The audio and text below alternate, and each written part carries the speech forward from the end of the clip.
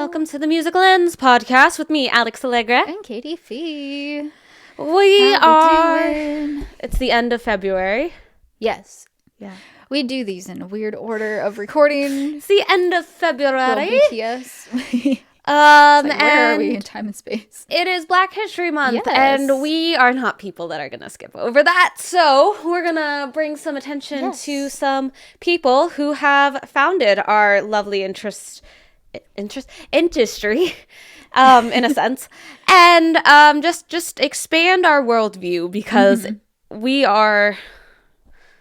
I don't know where I'm going with that. Anyways, so yes. How are we today, Katie? How are you? I am good.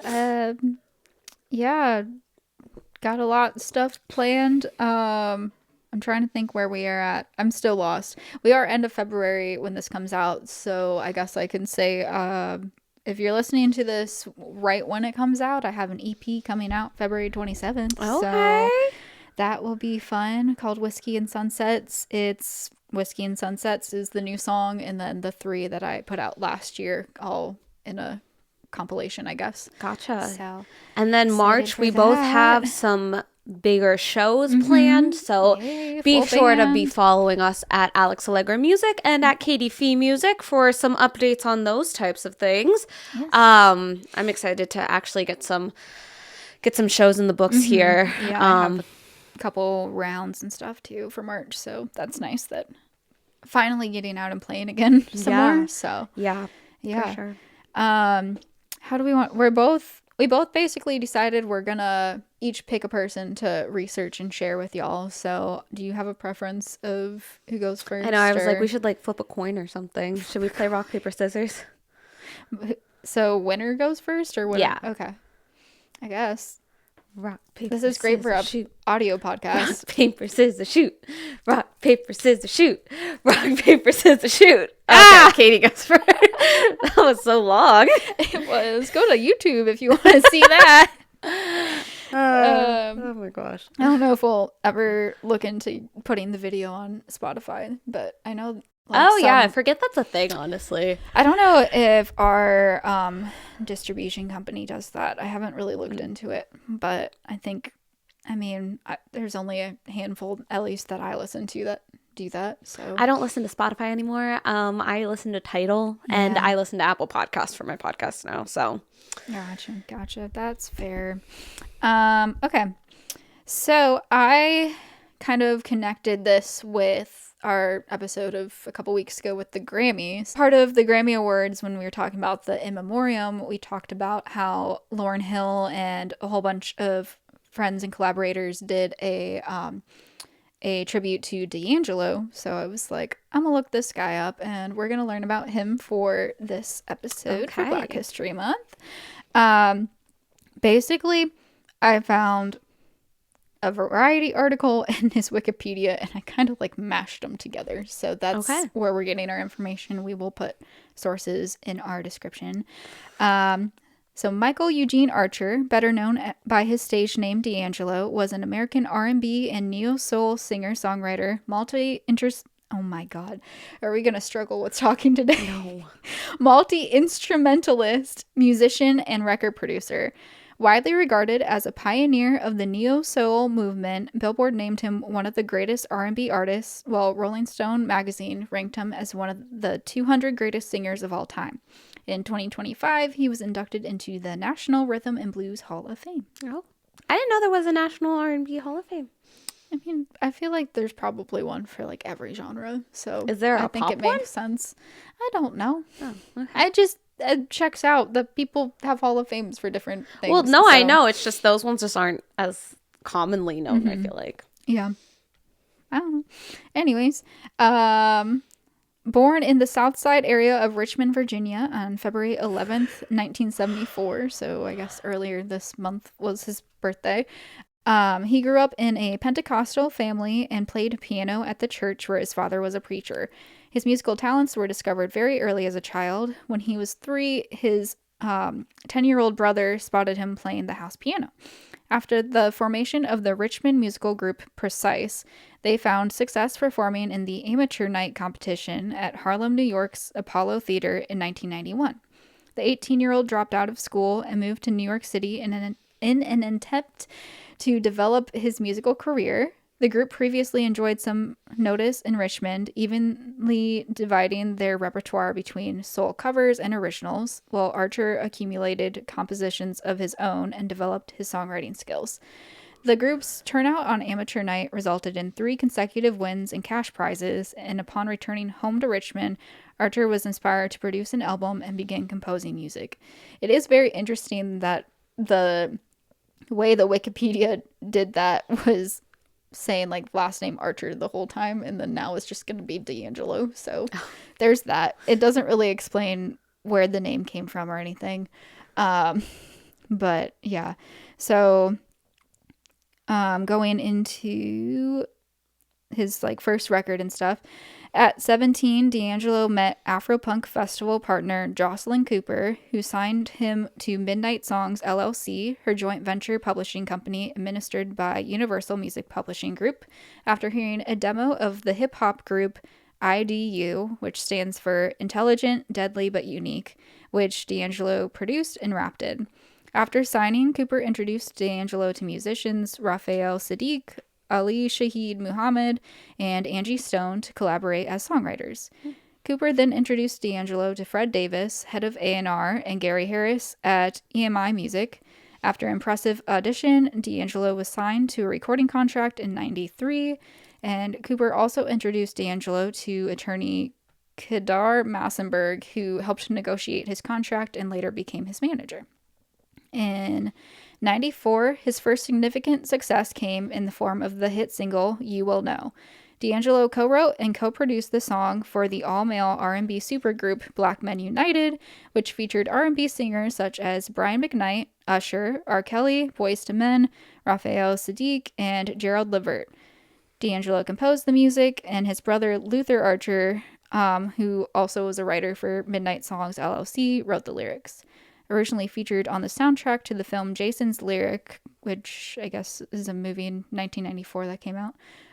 The single peaked at number 5 on the Hot R&B/hip-hop singles and tracks, and at number 28 on the Billboard Hot 100. His debut album, Brown Sugar, was released in July '95. Although sales were sluggish at first, the album was eventually a hit. The album debuted at number 6 on U.S. Billboard Top R&B Albums chart in the week of July 22, 1995, and ultimately peaked at number 4 in the week of February 24, 96, and spent more than a year on the chart. Brown Sugar spent 65 weeks on the Billboard 200 and peaked at number 22 on the chart. With the help of its 4 singles, including the gold-selling Billboard Hot 100 hit Lady and R&B top 10 singles, Brown Sugar and Cruisin', the album reached sales of 500,000 copies in the U.S. by October 95 and was certified platinum in February of 96. Brown Sugar is widely credited as the album that launched neo-soul, with the term coined soon after D'Angelo's manager Kedar Massenberg. The style blends R&B with elements from hip-hop, jazz, and other styles of music. Pitchfork defined D'Angelo as, quote, the groundbreaking R&B artist who helped define the neo-soul movement across decades, end quote. The Washington Post described D'Angelo as the godfather of neo-soul.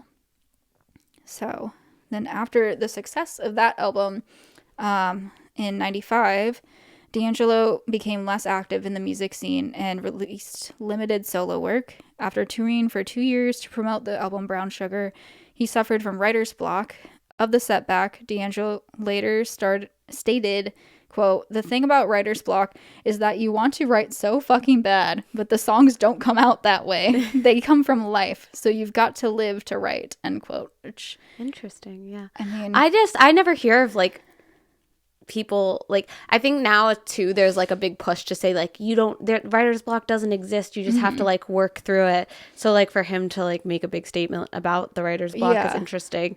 And obviously I know we've seen like people's first albums are so good sometimes just because it's like about their whole life experiences, right. And then like their next albums, it's like when they have success and fame, it changes your perspective. Like there is no doubt about it, like your whole world has changed. So like how do you like write about, especially like these like especially like with artists like R&B or genres like R&B where it comes from like really raw emotion Yeah. and stuff, like your feelings and attitudes and stuff changed with the music industry because like you don't have the average experience anymore. You have Yeah. such a different experience.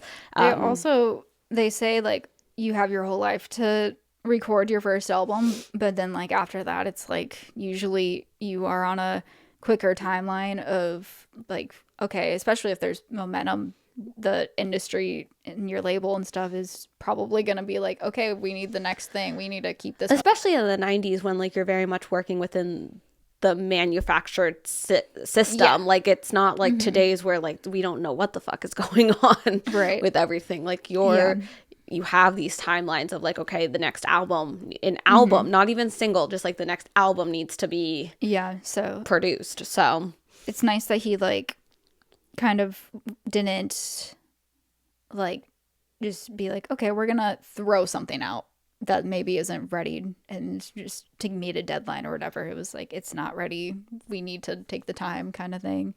But during that period he still released cover versions and remakes, such as a cover of the Marvin Gaye and Tammy Terrell duet song Your Precious Love with Erykah Badu for the soundtrack to High School High. D'Angelo contributed the original song I Found My Smile Again to the Space Jam soundtrack and covered Prince's She's Always in My Hair for the Scream 2 soundtrack, as well as the Ohio Players' Heaven Must Be Like This for the Down in the Delta soundtrack. So he did a lot of work with like sync, I guess, and soundtracks for movies during this time. And he also appeared on a duet of Nothing Even Matters with Lauryn Hill for her debut solo album, The Miseducation of Lauryn Hill, which came out in 98. So that's kind of where that connection of the two of them started, I guess, of makes sense why the Grammys chose her for the leader, I guess, of the In Memoriam. But most significantly during this era, he found a kindred spirit in Questlove, drummer and leader of The Roots, who became a close friend with whom he would collaborate for much of the rest of his career. The pair even performed with their idol Prince on a few occasions. Oh. The two of them would spend the next several years at work on the follow-up to Brown Sugar, Voodoo, which was finally released in January of 2000.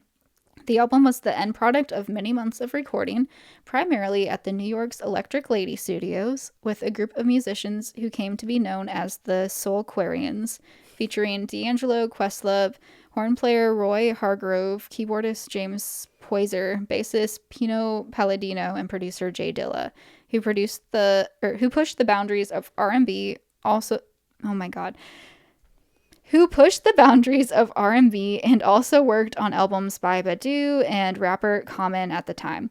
According to legend, the musicians would warm up by playing their favorite albums like Sly and the Family Stone's There's a Riot Going On and Prince's Parade in their entirety.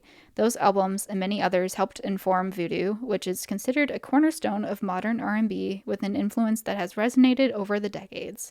Voodoo received rave reviews from music critics who dubbed it a masterpiece and D'Angelo's greatest work. The album debuted at number 1 on the US Billboard 200 chart, selling 320,000 copies in its first week. It entered Billboard 200 on February 12th, 2000, and remained on the chart for 33 consecutive weeks. In 2001, Voodoo won the Grammy Award for Best R&B Album, and it was rewarded to D'Angelo and the recording engineer Russell Elevado. The album was executive produced by D'Angelo's manager and creative collaborator Dominique Trenier. I hope I'm saying these names right. I'm going to chalk this up to just not being too young to know music's whole scene in the early 2000s because I'm surprised I've never heard of him. And he has very noticeable credits. So I'm just like... I mean... We'll learn, but he basically only had 3 albums in his lifetime. Yeah. So, I mean, it might just be how spread out his work was and stuff, too. Yeah. Was Questlove also in the medley? I don't remember. Okay. I can't remember. However, the album's lead single, the soulful, smoldering ballad, Untitled, and then in parentheses, How Does It Feel, was spearheaded by a video that featured a shirtless, muscular D'Angelo and turned him into a major sex symbol, a role he did not want and recoiled from. Okay. While the Voodoo tour, also featuring most of the Soulquarians, was a major success and cemented his popularity, D'Angelo largely disappeared from view for the next decade, splitting with at least 2 managers and 1 record label. And he was also arrested for DUI and marijuana and cocaine possession charges, prompting alarmist reactions from fans and tabloid media. So basically, I feel like having that name put on him when he didn't want it kind of just messed him up a lot and messed with his head and mental health and all that. A famously obsessive musician, he retreated to his home in Virginia and spent years honing his next album, with occasional reports of progress materializing, usually from Questlove, who at one point said the new album was 99% done, only to see another 2 years pass before its release. During this era, he made occasional guest appearances on songs by Jay Dilla, Snoop Dogg, Common, and Q-Tip.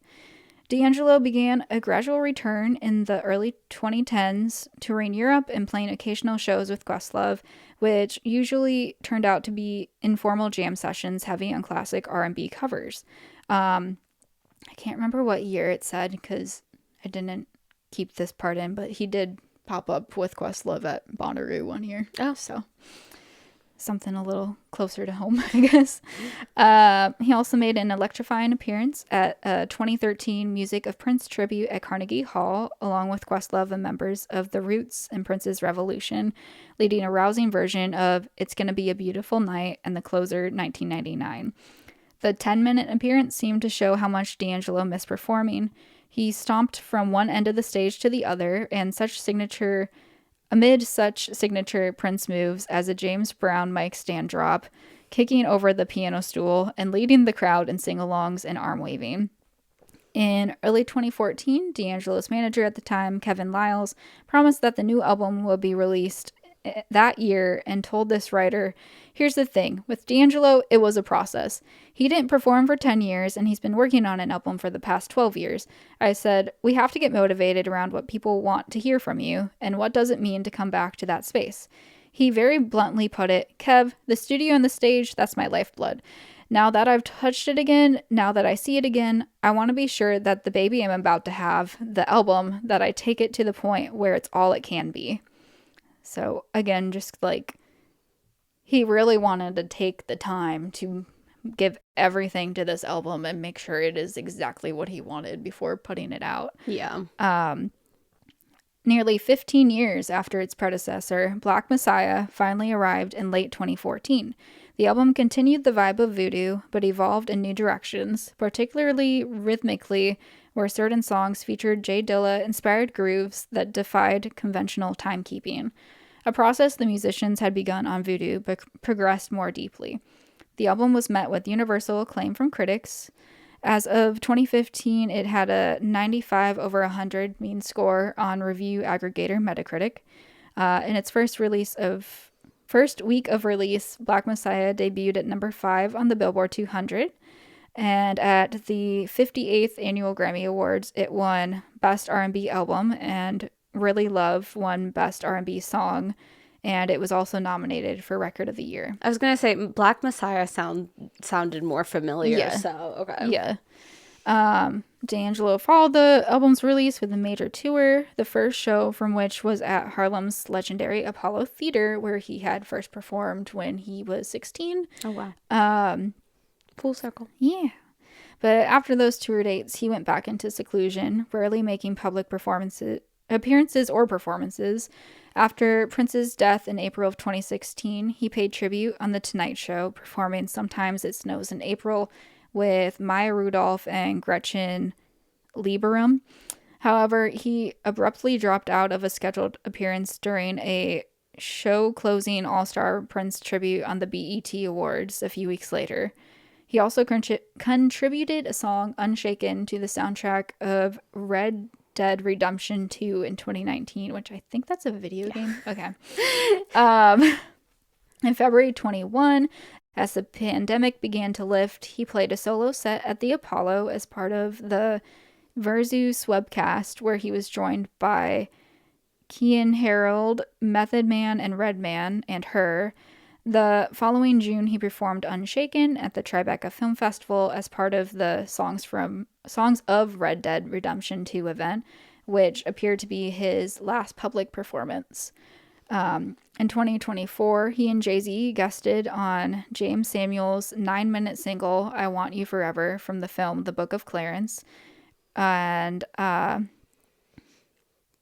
it says earlier this year. So earlier in 2025, he was announced as a performer at the annual Roots Picnic in Philadelphia, but he pulled out of the concert before it took place in June.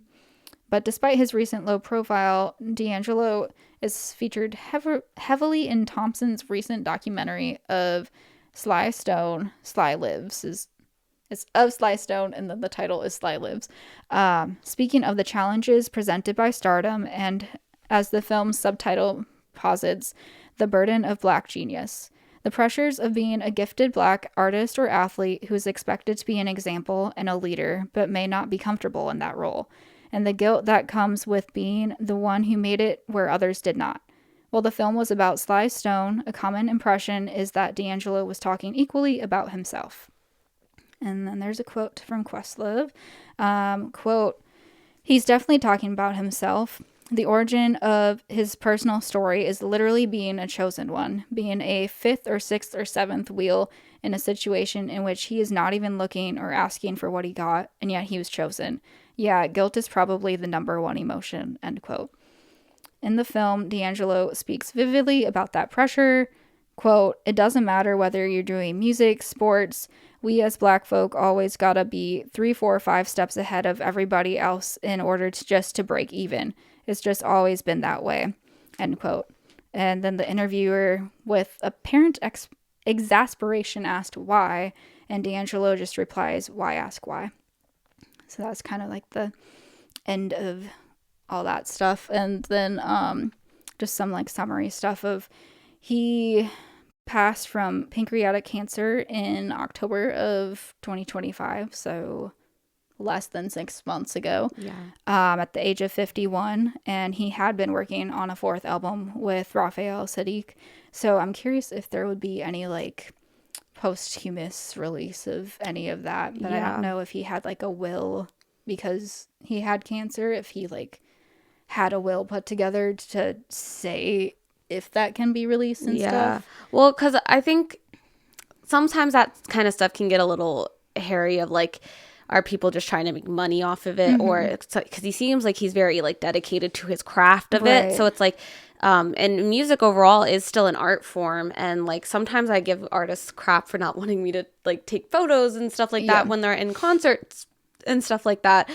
Because I always think like, I love being in front of the camera. Like, I'm an artist. Like, of course I want to like put my image out there for the world. But like, you know, sometimes people really are just like so honed in and crafted on like the artistic side of it, that, you know, and I think that gets confused with laziness or just like pressures of like everyone wanting to make money all the time surrounding them. Cause, you know, I think a lot of people in the industry, especially like, get all that pressure of like you're making money for everyone else, so like you're, you know, and that leads to a lot of other things. I think just given what we know from just this research of how dedicated and how like, what word am I trying to say? He's like wanting to have every single thing perfect and putting so much work into these albums that I could see if he did have anything in his will about it, it would probably be to not release them because it wasn't ready. It's not ready, exactly.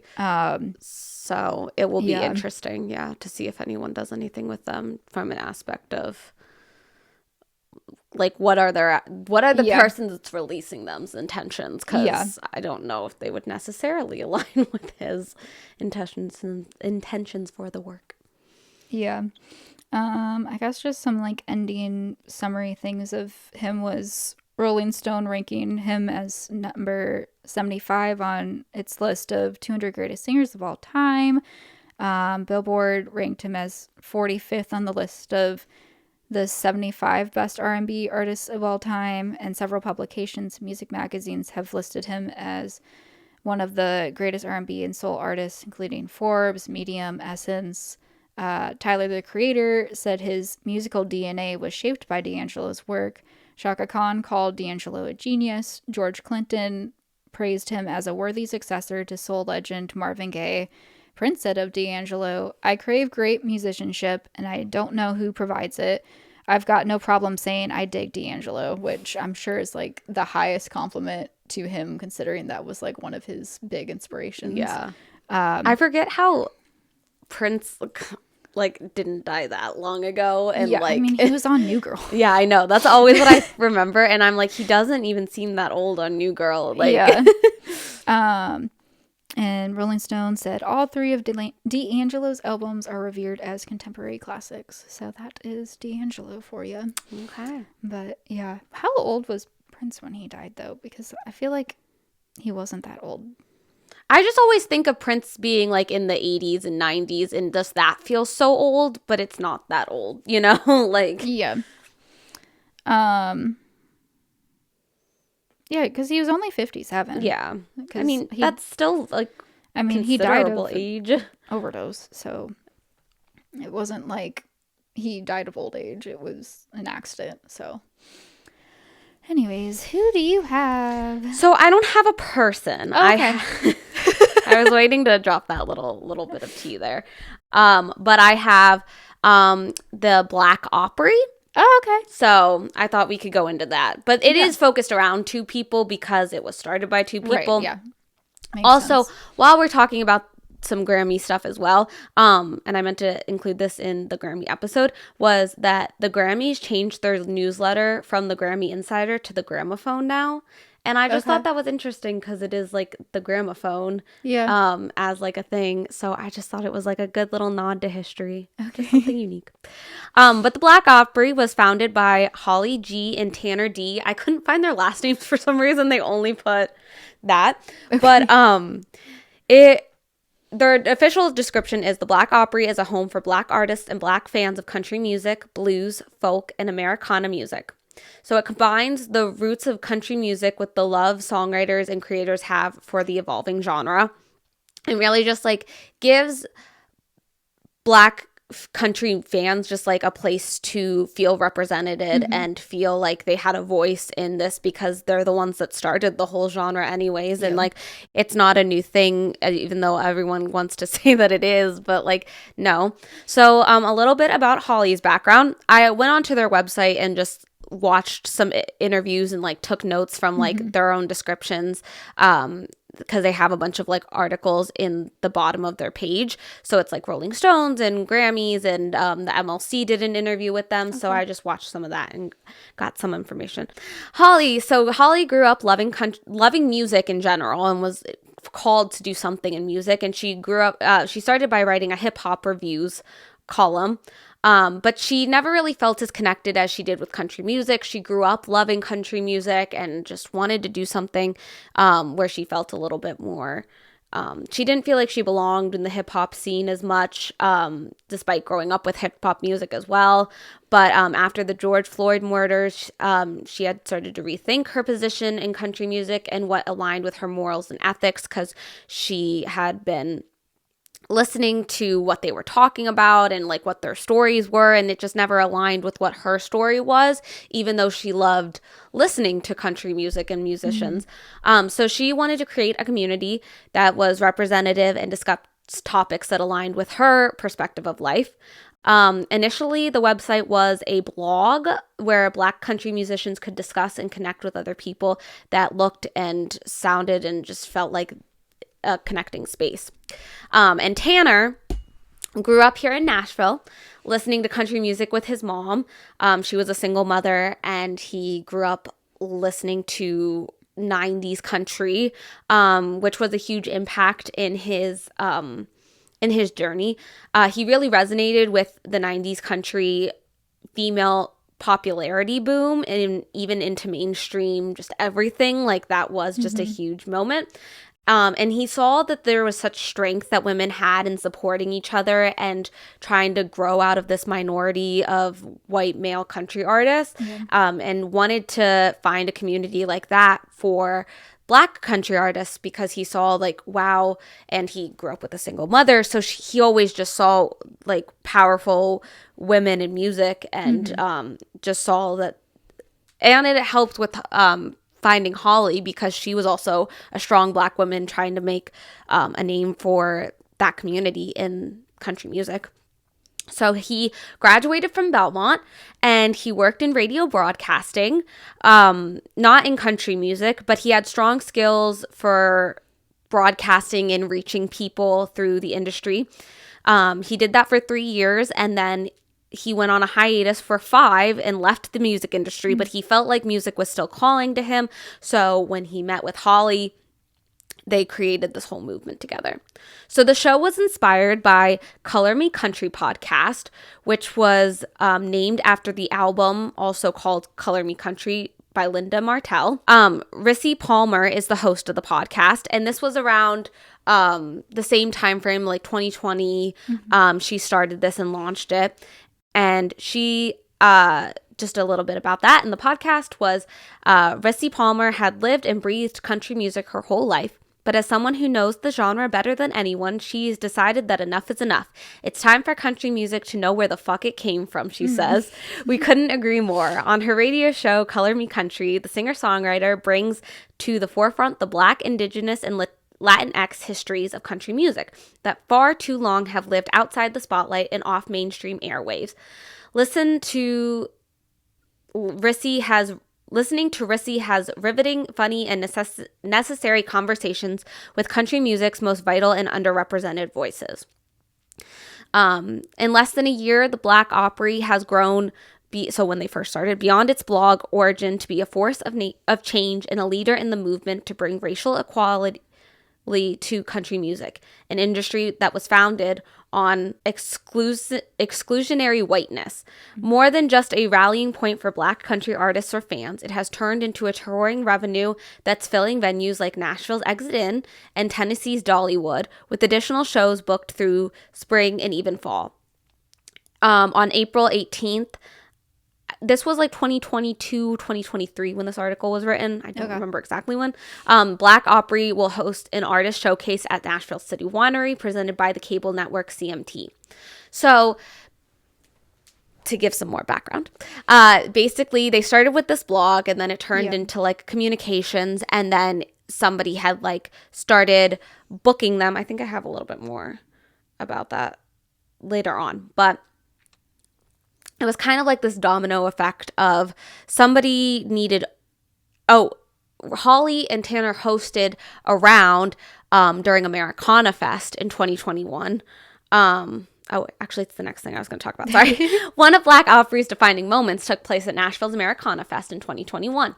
During the annual showcase heavy conference of the best and brightest talent in roots music, Holly and journalist Marcus K. Dowling rented an Airbnb as a place for Black artists and allies to hang out. The idea was that performers could meet one another, write songs, network, all the things that their white counterparts were freely doing the week of Americana Fest. So they invited everybody to this area, and then they also hosted a round. It was like 3 artists at a time, kind of a round. Okay. And they played and they shared stories with each other, and people really saw and felt like, wow, there's so many more country music fans that are African American or Black, or just Indigenous in any kind of way. And why are we, because they all thought that they were the only ones as well. And it became like, why don't we reclaim it instead of just like feeling ashamed for liking this music? And so they wanted to create a space that, well, we've also founded the genre. Like, why are we not taking some ownership back? So they, and just like a very positive, very communal way to just get the word out that like, hey, there are others of us out there. Let's talk, let's write, let's network, let's find spaces. And a lot of people were the only Black artist that was on a lineup in a country music round around town. And so they wanted to give a stage that allowed for people that were underspoken to have a voice. And one show led to The Opry feel was just so welcoming and open that when somebody needed an opener, they would say, oh, can we create another round like that as the opening act? And that led to these showcases. And they had been doing things like mini tours for the last couple years. Even last year they had one. They haven't announced any type of tour or showcase this year yet, but they've been active all the way through last year, from 2021 to this past year. And they'll host the Black Opry, it's called, on Instagram and everything like that. And it's like 3 artists that will like go on these tours to places like City Winery and like these kind of venues. So just some quotes. They weren't getting invited to those types of experiences that further somebody's career, Holly says, citing backstage parties and power brunches over the course of a few days at Black Opry's Airbnb. Guests including New York singer-songwriter Lizzie No, New Orleans artist Joy Clark, Jet Holden, Roberta Lee, Lily Lewis, Leon Timbo, and Frankie Staten, a country singer who'd helped shepherd the Black Country Music Association in the 90s. And then they're also meeting with like these big power players that are already established, and like and it led to working with people like Mickey Guyton, and who also helped with like the whole CMT connection. And then CMT really wanted to spotlight them as well. The real struggle is going to be to convince these institutions it's not me they need to talk to, it's their fans, she adds. They want to come to me and find an answer. I can't do that for them because I'm not the problem. It's their fans that's the problem. It's their fans that are making things unsafe, and they don't want to upset their fans because they don't want the money to stop coming in, which I just thought was a very groundbreaking quote. And I was just like, holy crap, like it really took a step back for me to even look at, and just like that was just a very powerful quote that Holly was mentioning. While the Black Opry has been able to partner with CMT on a couple of projects, it remains entirely independent from and not reliant on Nashville's tight-knit music industry. Hughes likens it to efforts like the Black Rock Coalition and the Association for the Advancement of Creative Musicians that were specifically about creating greater opportunities for Black performers, but with the added democratic power of social media. So yeah, so go support the Black Opry. I know they're still very much growing, but they've obviously made some big headway. I know they had like a I don't know if it's in the current one, but one year at one point, like the American Currents exhibit at the Country Music Hall of Fame, there's like a part of it where it's like an older and a like newer person stuff like tied together, and I think it's like like this person was influenced by the older person kind of thing. Okay. And I know they had like some sort of thing in there for the Black Opry at one point, so I don't know if that's the current one or if it was a past year, since that's a ever-changing exhibit of year to year. Yeah, and people like Warren Treaty and Mickey Guyton have really made headway for a lot, and they also are huge supporters of like bringing more artists like them into this space, and I think it's something that needs to be talked about. So I love that Holly and Tanner really turned something that was such a pivotal moment in this country's history, and really found a lot of inspiration to do something big and take their love for a genre that deserves to be loved by everyone. Yeah. Truly, like every piece of genre deserves to be kind of loved by everyone. Yeah. And so, I just think they're doing really great work, and talk about things that are a little uncomfortable to talk about, but need to be talked about. Right. So, yes, that is the Black Opry. And I didn't realize they hadn't only been around like for 5 years. Right, yeah. So I didn't know the origin, so I just kind of assumed it had been around for a while. I got inspired with the fact that we have the the African American Musicians Museum here in Nashville now, and so I was like, I wonder what their exhibits are, and I kind of went on this like deep dive journey of like, oh, that could be a cool person to talk about, oh, that could be, and then it led to something with them partnering with the Black Opry, and I was like, oh, that's my topic. So yeah. Cool. I think it's unfortunate that a lot of things were, I mean, even as women, we've had this conversation with radio people before of it really, they just think that in the mindset of what's going to make them the most money with their Yeah, fans, and they are too scared to put anything that's different than what's already making them money. And I understand the radio industry especially is a little bit rough with that because they're losing so much money, but yeah, but they they dig their own hole. It's like an argument that they make where it's like, oh, women don't want to hear other women. But then if you actually did like a poll of what women, they do. Yeah. So they do. And like that, they dig just their own make hole assumptions. and they make assumptions, and it's just not right. And so this is also another one of those cases where it's just not right and needs to be fixed. And the only way for us to fix it is to support industry paths like this. So yeah.